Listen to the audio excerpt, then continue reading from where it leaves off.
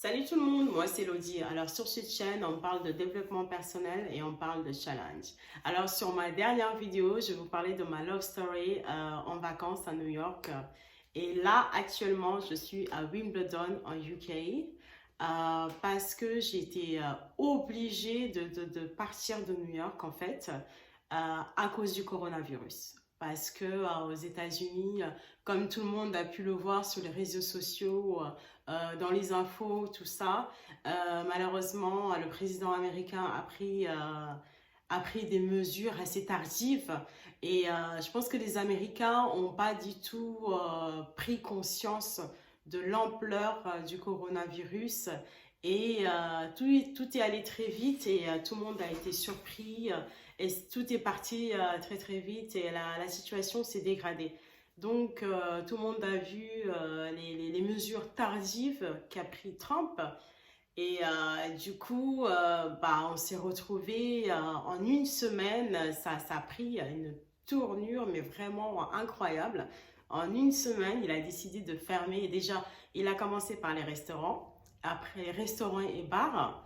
Et après, quelques jours après, c'était les salons de coiffure, tout ce qui était beauté, tous les business qui n'étaient pas nécessaires.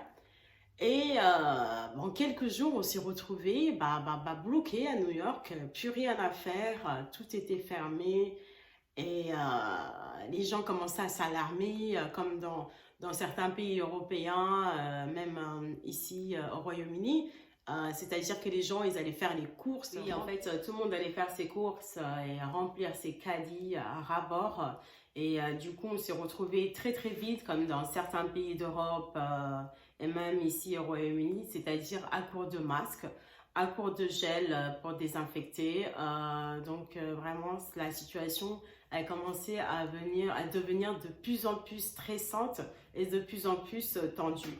Sachant qu'aux États-Unis, en fait, il n'y a pas du tout, pas du tout de couverture comme en Europe, comme en France, en fait. C'est-à-dire quand tu travailles pas, tu peux toucher le pôle emploi, tout ça. Il n'y a pas du tout ce genre d'aide. Donc, c'était hyper stressant. Tu voyais que la situation était hyper tendue parce que il y a beaucoup d'Américains qui ont perdu leur boulot du jour au lendemain. Les personnes qui travaillent dans les restaurants, les photographes sur New York, parce qu'en fait, il y a beaucoup d'événements sur New York. Il y a les fashion shows, tout ça. Du coup, il y a énormément d'intermittents du spectacle qui travaillent dans la mode, les photographes, les make-up artistes, moi qui suis coiffeuse, tout ça. Donc, ouais, tout le monde a perdu. On s'est retrouvés en quelques semaines, en une semaine, plus de travail, que dalle, et plus du tout d'activité. On ne pouvait plus se distraire comme avant parce que la panique allait monter d'un cran, quoi. Il n'y a plus de cinéma, plus de restaurant. Même se balader dans la rue, franchement, c'était devenu un peu scary. En fait, les gens, ils avaient peur, tu vois, parce qu'il n'y avait plus du tout de masque, tout ça. Donc, on faisait ce qu'on pouvait. Et moi, malheureusement, j'étais censée passer un séjour de 3 mois. Et comme je t'expliquais, malheureusement, j'étais obligée de quitter le pays parce que je suis française en fait. Je suis française et j'étais censée être là-bas pour un petit séjour. Et comme j'ai pas du tout d'assurance maladie là-bas, insurance care, du coup, franchement, c'était plus favorable pour moi de quitter le pays parce que franchement, ça commençait à devenir vraiment tendu. Et je pense qu'aux États-Unis, il faut surtout pas tomber malade, quoi. Il faut surtout pas tomber malade si t'as pas d'assurance santé parce que franchement, ça va te coûter très cher. Et avec ce virus qui a pris une ampleur vraiment phénoménale partout dans le monde, franchement, j'avais pas d'autre choix malheureusement que de quitter les États-Unis. C'est pour ça que là, je me retrouve à Wimbledon. Là, ça fait 3 jours. Je suis arrivée non, je suis arrivée lundi matin. Et ouais, en quelques jours, c'est un truc de malade, quoi. Ma vie, elle a pris une tournure assez extraordinaire. Enfin, il n'y a pas que ma vie, il y a des millions de personnes qui ont perdu leur boulot, il y a des personnes qui sont décédées. Franchement, ces virus, c'est juste une tragédie. Ça a été un choc pour tout le monde. Je pense qu'on a tous été surpris, surtout notre génération. Je pense qu'on a plus tendance à croire qu'on est une génération qui peut passer, qui vraiment... oui, c'est vrai qu'on est une génération, on le pense peut-être pas, mais on a peut-être le sentiment d'être au-dessus de tout, au-dessus des lois de la nature. C'est-à-dire que là, au XXIe siècle, je pense que tout le monde, personne vraiment n'aurait pensé vivre une tragédie comme ça d'ordre sanitaire. C'est-à-dire, on n'aurait jamais pensé vivre, être en période de guerre, vivre une épidémie comme ça au XXIe siècle. Et je pense qu'en fait, on est une génération et on vit dans des pays tellement modernes et tellement sophistiqués. On sait que il y a des hommes qui sont allés sur la Lune, il y a des femmes qui sont allées sur la Lune. On possède des technologies extraordinaires aujourd'hui au XXIe siècle, en 2020. Et c'est vrai qu'on n'aurait jamais pensé vivre une tragédie de cette ampleur due au coronavirus. Mais malheureusement, même si on vit dans des sociétés ultra complexes, ultra modernes, c'est vrai que l'homme ne connaît pas tout et l'homme n'a pas la maîtrise sur tout. Et avec cette épidémie vraiment horrible et tragédique de coronavirus, là on voit vraiment que nous, les êtres humains, malgré cette modernité, on n'a pas le contrôle et les hommes n'ont toujours pas la réponse à tout. Et malheureusement, ça fait qu'il y a des gens qui meurent avec des catastrophes comme ça. On voit à quel point on ne peut pas maîtriser la nature et il faut du temps pour trouver des réponses. Là, il faut du temps pour trouver des vaccins et je suis sûre qu'on va sortir, évidemment, qu'on va sortir de cette tragédie. Mais bon, malheureusement, il y a des gens qui souffrent partout, dans tous les hôpitaux du monde, là, avec tous ces 45 pays touchés. Il y a des gens qui souffrent, qui sont en insuffisance respiratoire. Et il y a des gens comme moi, il y a des milliards de personnes, bon, j'exagère, il y a des millions de personnes en tout cas, qui ont perdu leur boulot temporairement. Donc moi, comme je le disais, j'ai été obligée de quitter les States. Pour ma santé, c'était beaucoup mieux. Là, du coup, je suis arrivée, comme je le dis, à Wimbledon. Mais le truc, c'est que moi, je suis coiffeuse, en fait, et j'ai pas de contrat. Je suis comme une intermittente du spectacle. Là, ça fait 2 ans que je travaille comme self-employée à Londres. Donc, la semaine dernière, quand je parlais avec mes collègues, ils me disaient que tout allait bien. Je travaille pour un patron qui a 2 salons, très, très bien placés. Un à Soho, ici à Londres. Soho, c'est un quartier hyper fashion, hyper connecté. C'est genre le Marais sur Paris. Et un autre à Covent Garden. Covent Garden, vous connaissez, hein, c'est le quartier des théâtres. C'est le quartier où il y a beaucoup d'entreprises aussi. Il y a Google, il y a Yahoo, enfin bref, il y a vraiment des grosses boîtes, des boîtes de com, de marketing, tout ça. Donc, plus des théâtres. Donc c'est un quartier c'est un quartier d'affaires qui est assez vibrant. On a une très belle clientèle. Mais malheureusement, comme je le disais, en une semaine, tout a basculé aux États-Unis et ça a basculé aussi ici au Royaume-Uni, même s'ils ont beaucoup moins de cas que la France, ils ont beaucoup moins de cas qu'aux États-Unis, à New York spécialement, parce que là-bas, là-bas été le nid, en fait, malheureusement, du coronavirus. C'est pour ça que j'ai été obligée de partir. Et oui, là, du coup, revenir ici en quelques semaines, comme je le disais, je parlais avec mes collègues qui me disaient tout allait bien, qui travaillaient toujours. Bah écoutez, en quelques jours, mon patron, il s'est retrouvé à fermer Soho. Et après, il s'est retrouvé avec vraiment 9 coiffeurs dans le même salon, même si le salon, il est grand. Avec ce qui se passe, en fait, on sait très bien qu'on doit respecter les distances entre les êtres. Et l'insuffisance de masques, tout ça, bref, c'était vraiment pas possible d'être à 9 dans un salon de coiffure avec des clients. Franchement, c'était hyper scary. Du coup, moi, le temps que je revienne, apparemment, voilà, le gouvernement, de toute façon, le Premier ministre Boris Johnson, il a décidé de fermer tous les salons de coiffure, tous les shops, les beauty shops, en fait. C'est pas vraiment des business de nécessité. Donc, tout ça, c'est fermé. On est des millions de hairstylists, des millions de coiffeurs à pu avoir de boulot.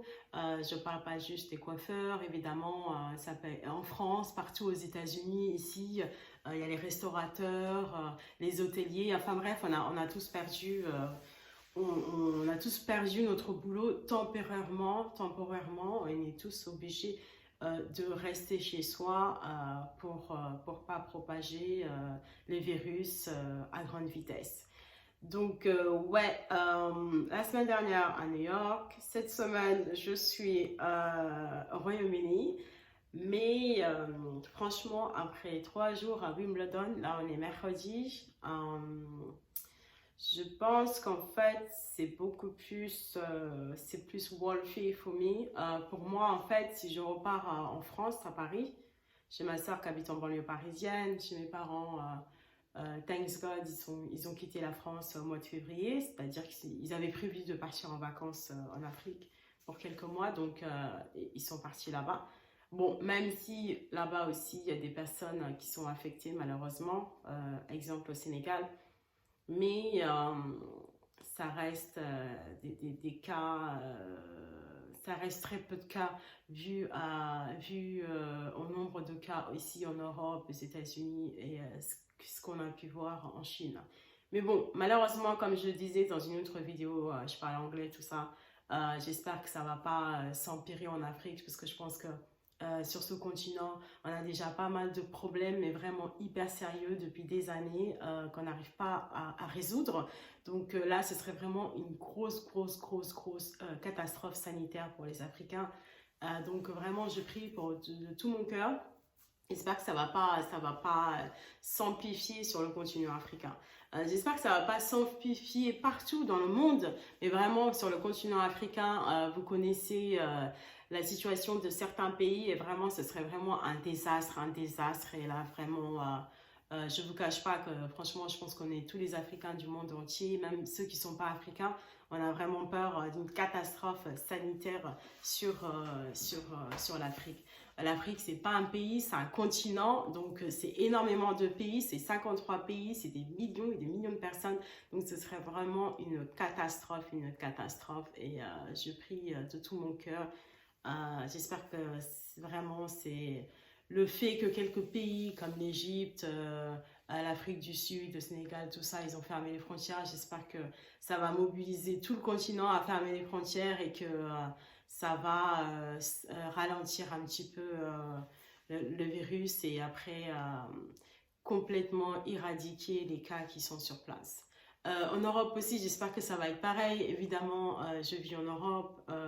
Enfin, là, je suis au Royaume-Uni, c'est plus l'Europe. Mais voilà, on espère tous et j'espère aussi que ici, de toute façon, on va sortir de cette crise. On va sortir de cette crise. C'est vrai qu'on n'aurait jamais imaginé une chose pareille au XXIe siècle. Même si on avait imaginé, je pense que certaines personnes ont la prétention de penser qu'on peut tout résoudre parce qu'on a tellement des technologies qui sont incroyables, on a des médecins, on a la science, on a tout, on a déjà entendu dans l'histoire, on a étudié des cas qui étaient beaucoup plus graves, mais voilà, c'est pas parce qu'on a toutes ces connaissances ça veut dire que dès qu'il y a un problème, bim, voilà, c'est résolu. On voit qu'on est toujours en train de galérer là pour sortir de cette catastrophe. Donc, ouais, voilà, comme je le disais. Et du coup, pour moi, je pense que c'est c'est mieux si je retourne en France. Franchement, ça va me faire des économies parce que Londres, c'est hyper cher. Je ne peux pas me permettre de rester ici, de payer un loyer de 800 pounds. 800 pounds, je ne sais même pas comment ça fait en euros. Peut-être que ça fait dans les 950 euros. Plus, il faut que je me nourrisse en fait. Il faut que je me nourrisse. Il faut que, voilà, ça coûte cher de se nourrir. Je dis que je vais mourir je vais faire mon shopping dans les boutiques bio tous les jours. Hein, mais bon, plus la nourriture, tout ça, je pense qu'on va être dans les environs de... genre de 1000 pounds ou alors 1050 pounds, ça fait peut-être dans les 1200 euros. Et en temps de crise, il n'y a pas d'entrée d'argent. Je suis genre comme une intermittente du spectacle. Je sais pas où est-ce que je vais les sortir, ou les 1200, les 1200 euros, ou alors les 1100 pounds, je sais pas où est-ce que je vais les sortir. En fait, je peux les sortir, mais ce serait vraiment pas, c'est pas vraiment intelligent pour moi. Pour quelqu'un qui vient de revenir des States, je reviens ici, on me dit que bah, le lieu où je travaillais, malheureusement, ça a fermé, comme beaucoup de personnes.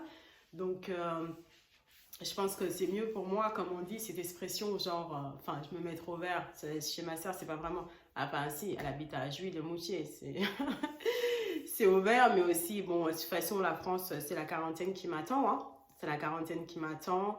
Après, thanks God, comme vraiment, bah, je suis française, j'ai la carte d'identité française, tout ça. C'est-à-dire qu'en fait, ça c'est bien, par contre, si au niveau de la France, euh, quand tu as vraiment la carte nationale, le passeport national, quelle que soit la catastrophe qui peut arriver dans le monde, la France te rattrape. Tu peux toujours rentrer en France. C'est bon, il y a des mots, j'aurais pu le dire en français. Tu peux toujours rentrer en France. Et bon, même si je dois rester en quarantaine, bah, de toute façon, il y a des gens qui ne sont pas du tout sortis du territoire français, qui sont en train de vivre la quarantaine depuis quelques semaines. Donc moi, je viens de l'étranger, je suis un risque potentiel. Donc évidemment, je vais être en quarantaine, mais je vais être bien contente de repartir en France. Ça va me permettre de faire des économies parce que bon, malheureusement, ouais, je peux pas rester ici aussi. Je perds de l'argent en fait. Après, je prends des risques aussi de revenir ici au Royaume-Uni.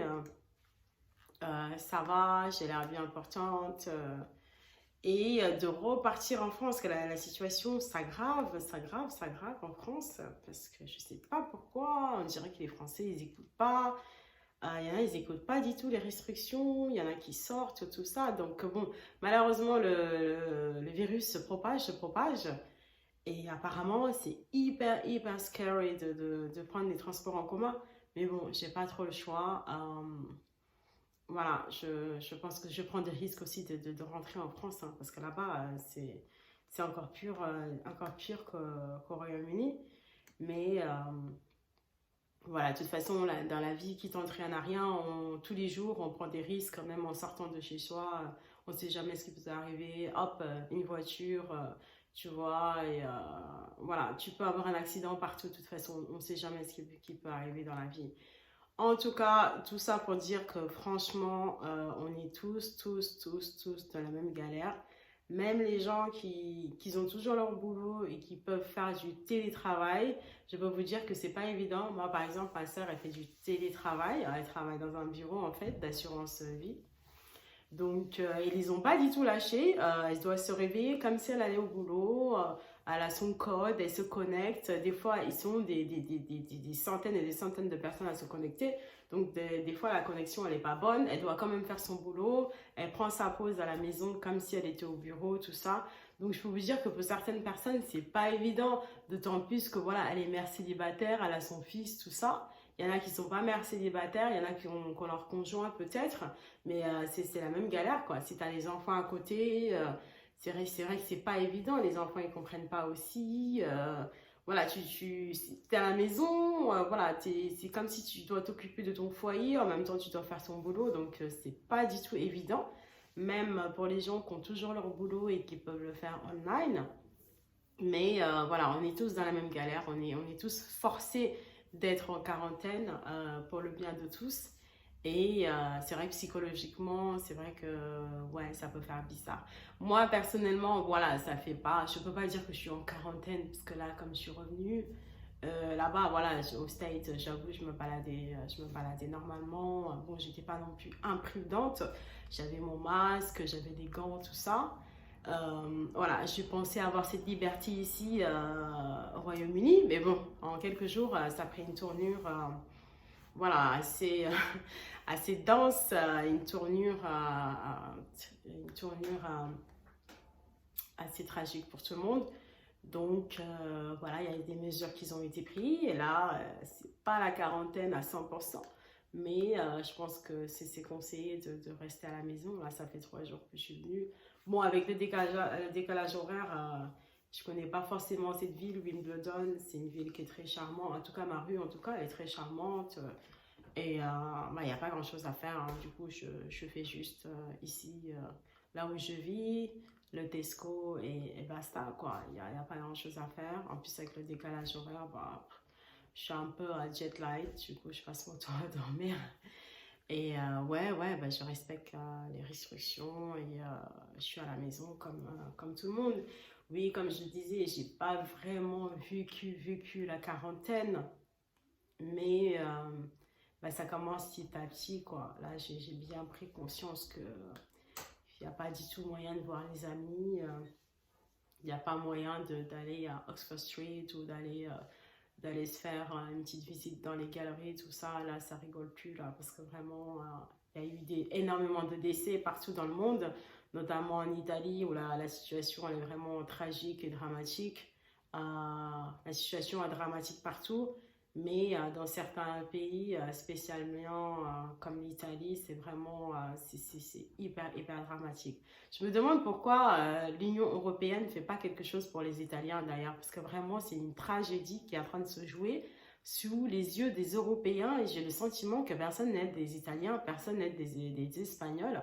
Tout le monde est dans la merde, on dit que genre c'est l'Union européenne, mais je vois pas du tout, il n'y a pas de mesures qui sont prises pour aider les pays, certains pays qui sont vraiment dans une détresse vraiment hallucinante, quoi.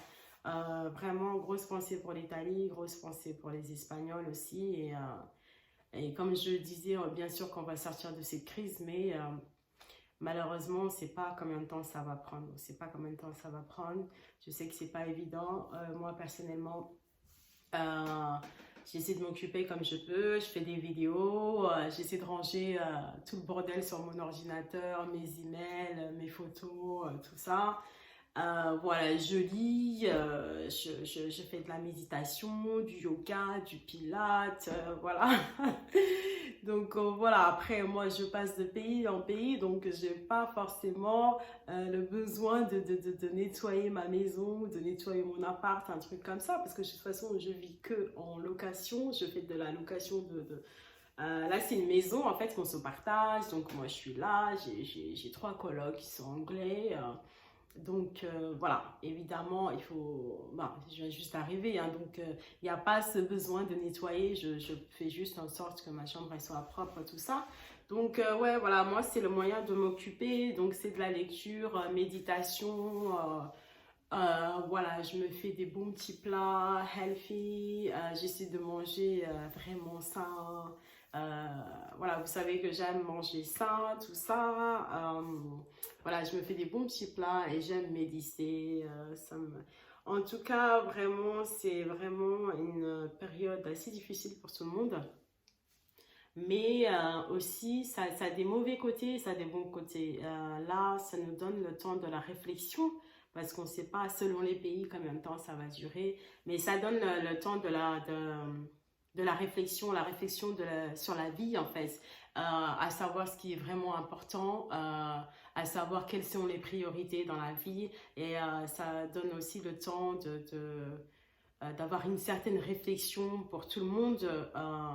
À savoir ce qu'on veut vraiment dans la vie, qu'est-ce qu'on veut construire, comment atteindre son but. Et je pense que c'est une période aussi qui peut aider à réfléchir. Donc, moi, voilà, c'est vrai que ça commence. Bah, ça avait commencé, moi j'ai toujours eu cette réflexion, hein. C'est pour ça que aussi j'ai cette chaîne. Mais je pense que ça ramène les priorités pour tout le monde. Ça nous ouvre les yeux sur ce qui est vraiment la vie, l'importance dans la vie, quelles sont les choses primordiales et la nécessité de se focaliser sur les choses qui sont vraiment primordiales dans la vie et oublier toutes les futilités en fait.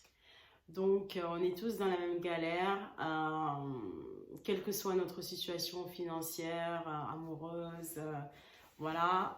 Bon, après, en temps de crise comme ça, c'est vrai que c'est beaucoup mieux de vivre ce genre de crise quand tu as une famille, quand tu as un mec, quand tu as un mari.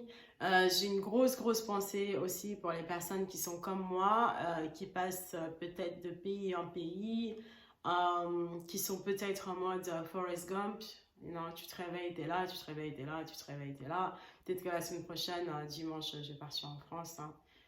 comme je l'ai dit. Mais ouais, j'ai une grosse pensée pour les personnes qui sont comme moi.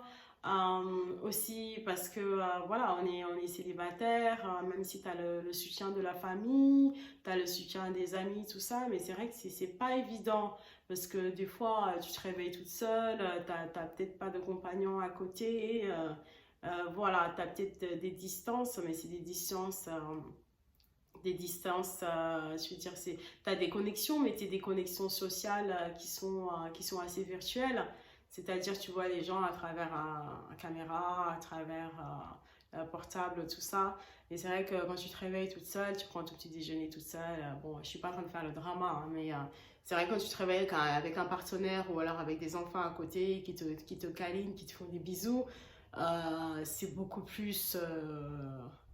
voilà, ça te rend beaucoup plus fort et la situation, on va dire, voilà, ça atténue un petit peu le stress, l'angoisse de la situation que de te réveiller toute seule. Tu es en mode fight every day avec toi-même, tu es toute seule, voilà, même si tu as la famille, tout ça. Franchement, je te dis, c'est une galère quand tu te réveilles toute seule, tu n'as personne pour te faire des bisous. Donc voilà, grosse pensée pour les personnes qui sont comme moi, en mode Forrest Gump, single aussi. Mais ouais, ça va aller, ça va aller. Je suis sûre que vous comprenez ce que je veux dire. Et même pour les personnes qui sont en couple, franchement, c'est bien. Vous imaginez pas la chance que vous avez d'avoir une famille, un conjoint, des enfants. Ça, c'est une chance énorme. Et comme je l'ai dit, je pense que cette période difficile avec ce virus horrible du coronavirus, c'est une période aussi qui nous ramène à la réflexion. Et moi, je voulais juste vous ramener à la réflexion aussi, parce que j'entends des gens dire, oui... passé par le président Trump qui a dit que c'était un virus chinois, qui tient des propos vraiment horribles, des propos tellement dégueulasses, genre c'est un virus chinois, ça mais c'est n'importe quoi, ça c'est dégradant, raciste, il fait de la propagande, c'est vraiment dégueulasse. Des virus, il y en a partout, ça peut arriver partout, donc franchement, ça aurait pu arriver partout, hein. C'est vrai que bon, c'est aussi la réflexion, parce que des fois qu'on voit des choses comme ça, notamment les Africains qui ont traversé Ebola, au Brésil il y a eu Zika, il y a eu plein de trucs comme ça, c'est vrai que peut-être ici en Europe ou alors ici au Royaume-Uni, on avait tendance à regarder ces gens comme si c'était normal pour eux de vivre des tragédies comme ça, parce qu'ils étaient déjà dans une certaine merde, si on peut dire. Avec le Brésil, on connaît le problème des favelas, de la corruption, tout ça. En Afrique, malheureusement, on connaît tous des déstabilisations politiques, corruption, blablabla. On a tendance à regarder ces pays-là comme si c'était normal pour eux d'être en galère tout le temps. Et ben là, ici en Europe, bim, ça nous fout un coup... ça nous donne un coup, l'ego, je pense que l'ego en prend un coup aussi, comme quoi franchement tout peut arriver n'importe où, tout peut arriver n'importe où, et aussi ça nous ramène à cette réflexion, à voir comment ces pays-là, ils ont su gérer des crises énormes, parce que vraiment ils ont vraiment beaucoup de pertes, la situation sanitaire, on ne peut même pas imaginer au Brésil et en Afrique avec Ebola, tout ça, parce qu'on n'était même pas sur place, on voyait juste ça dans les infos. Et ben là, ça nous renvoie, nous qui vivons dans des sociétés aussi modernes, avec un truc comme le coronavirus, à quel point ça peut prendre des ampleurs, mais vraiment une ampleur catastrophique et désastreuse financièrement, et aussi parce qu'on a perdu beaucoup de personnes. Alors vous imaginez tous ces pays-là avec qui il est arrivé vraiment des galères, genre Ebola, Zika, tout ça. Franchement, je pense que c'est une bonne leçon de vie, ça nous renvoie notre ego en pleine figure, et franchement, on peut dire qu'ils ont plutôt bien géré, même s'il y a eu l'aide internationale, blablabla. Mais je pense qu'aussi sur le plan vraiment là-bas sur place, je suis sûre que les gens, ils n'étaient pas en mode panique comme en Europe ici. On panique parce que voilà, on perd une liberté, on ne peut plus faire ce qu'on veut. On est obligé d'être séquestré pour le bien de tous. Et aussi, il y a des personnes qui paniquent parce que on ne travaille plus temporairement. On ne sait pas qu'est-ce qui va se passer après ça. Est-ce qu'on va pouvoir récupérer notre boulot? Est-ce qu'on va pouvoir avoir les mêmes finances? On voit à quel point on est dans la panique avec bon, je ne vais pas dire un petit truc, parce qu'il y a des gens qui ont vraiment perdu la vie. Franchement, grosse pensée pour toutes les personnes qui ont perdu quelqu'un, pour toutes les familles qui sont endeuillées. Vraiment, grosse pensée pour elles aussi. Et ouais, ça nous ramène à la réalité ici en Europe et au Royaume-Uni en fait, que vraiment on est tous sur le même piédestal. Il n'y a pas de virus chinois, de virus qui vient d'Afrique, de virus qui vient ici, qui vient ici. Franchement, des virus, ça vient partout. Et là, ici, je pense qu'en Europe et encore au Royaume-Uni, comme je le dis, voilà, ça nous donne un coup en pleine face. Et voilà, c'est juste pour amener les gens à la réflexion, d'arrêter de dire des absurdités. Regardez comment vous paniquez avec un truc comme ça. Et regardez certains pays, même avec moins de moyens technologiques, comment avec toutes les catastrophes sanitaires qui réussissent à vaincre et réussissent à sortir de tellement de merde. Et regardez comment eux, ils réussissent à gérer vraiment des situations d'urgence et à s'en sortir. Et regardez, nous, tout ça pour dire que franchement, ben voilà, même nous, vivant dans des sociétés hyper modernes, c'est arrivé, on ne sait pas comment gérer la situation encore. Bien évidemment, tous les scientifiques européens qui vivent au Royaume-Uni, aux États-Unis, bien sûr qu'on va trouver une solution, bien sûr qu'on va sortir de cette catastrophe. Mais voilà, en attendant, ça a pris des mois à la Chine pour sortir, pour éradiquer ce virus. Là, voilà, on est bientôt fin mars, ils commencent tout juste à sortir de cette grosse merde sanitaire. Et en Europe, on est toujours en train de chercher à sortir de cette catastrophe. Donc voilà, arrêtons des propagandes racistes, arrêtons voilà, de polémiquer sur des choses. Franchement, c'est pas du tout la question, hein, que ce soit virus chinois ou pas, c'est pas la question en fait. La question, c'est comment sortir de ces catastrophes sanitaires au XXIe siècle, comment sortir de là et comment réussir à avoir un maximum, comment réussir à avoir moins de pertes humaines à l'heure d'aujourd'hui. Voilà, en tout cas, moi, voilà, je vais vous faire partager mon expérience par rapport au coronavirus, tout ça. Et je suis sûre qu'on est des millions de personnes, comme je dis, à vivre cette situation d'une façon assez stressante et on ne sait pas ce qui va se passer demain. Mais en tout cas, voilà, il faut rester confiant. Il vaut mieux rester solidaire dans ces situations comme ça. Il vaut mieux rester solidaire. Au moins, on est dans une période où on peut pousser notre propre réflexion et vraiment revenir à des choses essentielles. Essayer de se serrer les coudes.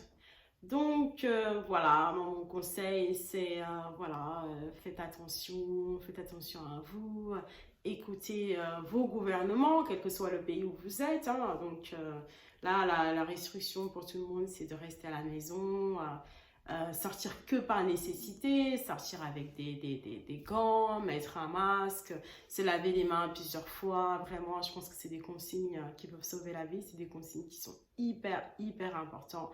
Moi, franchement, j'ai pris l'importance de ça quand j'ai vu comment la panique est montée d'un cran aux États-Unis. C'est vrai que ça m'a interpellée du jour au lendemain. C'est vrai que tu te retrouves à faire quelque chose et après, tu te retrouves, voilà, t'as plus rien, t'es obligé de partir ou là, t'as perdu ton boulot. Ouais, c'est vraiment un truc de malade. C'est vraiment un truc de malade. Et là, on prend vraiment conscience de l'importance de la vie. C'est vrai que même des fois, quand on entend qu'il y a des décès par-ci, par-là, c'est comme si c'était normal. Ben non, c'est pas normal qu'il y a des gens qui meurent avec un virus qui est dehors, qui peut attaquer les voies respiratoires, tout ça, un virus qui est invisible. Même s'il y a des gens qui meurent tous les jours, mais c'est vrai que ouais, tout peut basculer du jour au lendemain. Et c'est vrai que ouais, moi, j'ai pris conscience de ça, c'est vraiment sérieux. Donc, écoutez vos gouvernements, encore une fois, ne sortez pas pour n'importe quoi. C'est vraiment mieux pour le bien de tout le monde, comme ça on va éradiquer ce virus horrible le plus rapidement possible, repartir à la normale le plus rapidement possible et essayer de gagner des pépettes, again. Et voilà, moi je parle pas d'aller profiter de l'été, voilà, c'est juste de retrouver une vie normale et d'avoir le moins de pertes humaines possible. Et en attendant, bah, à la maison, essayez de vous occuper comme vous pouvez, comme j'ai dit. Moi, j'aime les gens healthy, donc voilà. Moi, je suis pas quelqu'un, bon là, j'ai pas de canapé, hein. Ah si, on a le living room, ça s'appelle le salon en fait. J'ai un salon en bas. Donc voilà, je suis pas quelqu'un qui va me poser sur mon salon à manger des chips, à regarder la télé. Moi, je regarde pas la télé. Je préfère lire, voilà, again, comme je te dis, méditation, tout ça. Voilà, yoga, je pense que c'est des choses beaucoup plus simples, beaucoup mieux pour le mental, pour la connexion des cerveaux, tout ça, que de rester sur ton canapé à bouffer de la merde, des chips et à mater des trucs qui servent absolument à rien, genre des séries, des trucs... Franchement, qui t'amène rien dans la vie. Hein. Donc voilà, moi, c'est mes conseils. Et c'est plus de focus au niveau de ton mental, tout ça, de t'éduquer, de bien manger. Si tu peux sortir, bon, c'est pas une nécessité, mais bah, si tu peux sortir courir un petit peu, ou alors si tu vis dans une maison, bah, fais le tour de ton jardin, hein, fais du sport dans ton jardin. Voilà, c'est beaucoup mieux pour tout le monde, pour la planète et pour ton corps, voilà. Bon bah écoute, j'espère que tu as aimé le sujet d'aujourd'hui. Si tu aimes, mets-moi un j'aime. Si tu veux m'écouter pour mes prochains sujets et si tu veux supporter ma chaîne, m'aider à la développer, tu peux aussi t'abonner. Abonne-toi et mets-moi dans les commentaires sur quel point tu galères peut-être, quel point te peine dans cette quarantaine. Quel point te peine, c'est-à-dire de rester chez toi parce que tu as perdu tes finances, tu n'as plus les mêmes finances qu'avant. Donc, mets-moi tout ça dans les commentaires. Mets-moi aussi dans les commentaires si tu as vécu la même situation que moi, si tu étais dans un pays et que tu étais obligé de sortir parce que pour ta santé ou pour ta sécurité. Voilà, merci les gars de m'avoir écouté. Je vous dis à très bientôt. Donc, en attendant, soyez tous safe. Sortez vos masques et sortez les gants et protégez-vous. Merci beaucoup. À plus. Ciao.